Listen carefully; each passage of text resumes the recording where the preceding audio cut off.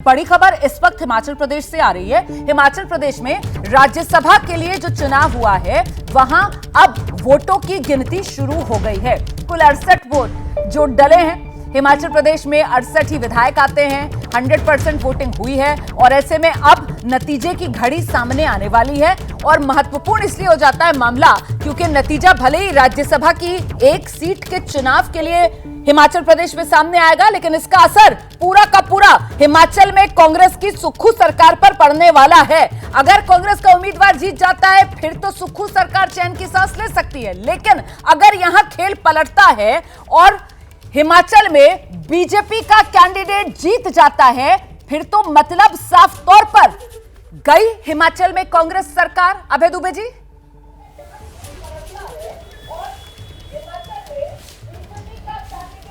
Current देखिए कैसे महिमा मंडन किया जाता है।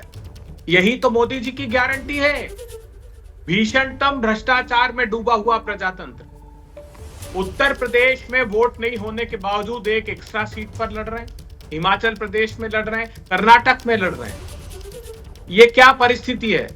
देश ने खुली आंखों से चंडीगढ़ में देखा कैसे सत्ता की लूट कैमरे के सामने हुई और यही चल रहा है इस प्रजातंत्री व्यवस्था में। और हम महिमा मंडन करते हैं। देखिए मोदी जी का मास्टर स्ट्रोक, यही तो मास्टर स्ट्रोक है। रिटेल काउंटर बना दिया प्रजातंत्र को, सीधी खरीद फरोख्त करते हैं। ऐसा एक प्रांत बता दीजिए जहां इन्होंने नहीं किया। एक सेकंड अभय जी, पूरे सम्मान के साथ आपको रोक रही हूं। आप यहां पर, अच्छा है, आपको जो कहना है आप आगे भी कहिएगा, जिस तरीके से आप मोदी सरकार को कटघरे में खड़ा कर रहे हैं। लेकिन हिमाचल प्रदेश में आपकी पार्टी की जो अध्यक्ष हैं प्रतिभा सिंह, उनको सुना आपने? सुना या नहीं सुना सर? बस मुझे इतना बता दीजिए। अगर आपने उनको सुना होगा सर, तो उन्होंने बात यह कही है कि साहब हमारे यहां हमारी सरकार से स्वाभाविक नाराजगी हमारे विधायकों को। इसे किस रूप में इंटरप्रेट करेंगे सर आप? लेकिन मतलब खामियां आप में है सर, फॉल्ट लाइन खुद आपकी पार्टी में है और यहां आप ठीकरा फोड़ रहे हैं बीजेपी पर। मतलब भारतीय जनता पार्टी बिल्कुल दूध की धुली हो गई, ऐसा कहना? मैं वो कह ही नहीं रही हूं, मैं तो ये कह रही हूं कि आपकी पार्टी की अध्यक्ष हिमाचल प्रदेश में वो तो कह रही है स्वाभाविक है नाराजगी। बात लाख खामियां सरकारों में हो सकती, आलोचना समालोचना हो सकती, लेकिन यहाँ प्रजातंत्र की लूट की खुली छूट थोड़ी दी जा सकती है। क्या बात कर रही है? हमने नहीं देखा कर्नाटक में सरकार गिराई, मध्य प्रदेश में सरकार गिराई। सर आपने कर्नाटक की बात कर ली, तो कर्नाटक में वहां पर बीजेपी के विधायक जो हैं वो आपके उम्मीदवार के पक्ष में वोट कर रहे हैं सर। वहां क्या हो रहा है? वहां पर आपने लूट खसोट मचा रखी है। हमको आवश्यकता थी क्या कर्नाटक? हमें बताइए। हमको तो कोई आवश्यकता कर्नाटक में नहीं थी क्रॉस वोटिंग की।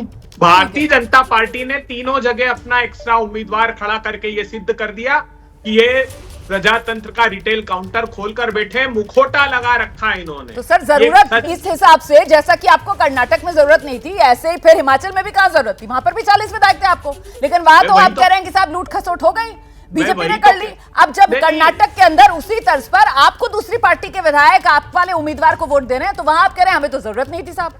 आपने जो आशंका जताई है उस आशंका पर यह मेरा वक्तव्य है। परिणाम आने के बाद हमको पता लगेगा, लेकिन यह आशंका निर्मूल इसलिए नहीं है क्योंकि उत्तराखंड में मोदी सरकार की कैबिनेट ने फैसला ले लिया। सुप्रीम कोर्ट ने तमाचा मारते हुए कहा कि जो संविधान में शक्ति सर्वोच्च अदालत को नहीं है, वो मोदी सरकार अप्रोप्रिएशन बिल पास नहीं हुआ कहकर सरकार गिरा देती। पूत के पांव पालने में दिख जाते हैं। ये जब से सत्ता में आए हैं यही खेल खेल रहे हैं और देश देख रहा है।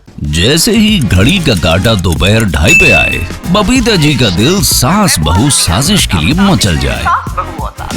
और ये है इनकी बहू, पूरे दिन ऑफिस की टेंशन हो जाए गॉन जब ये करें अपना फेवरेट शो फ्री टाइम पे ऑन।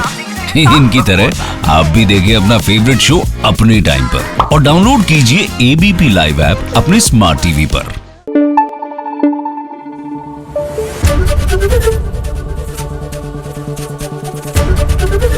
एबीपी न्यूज आपको रखे आगे।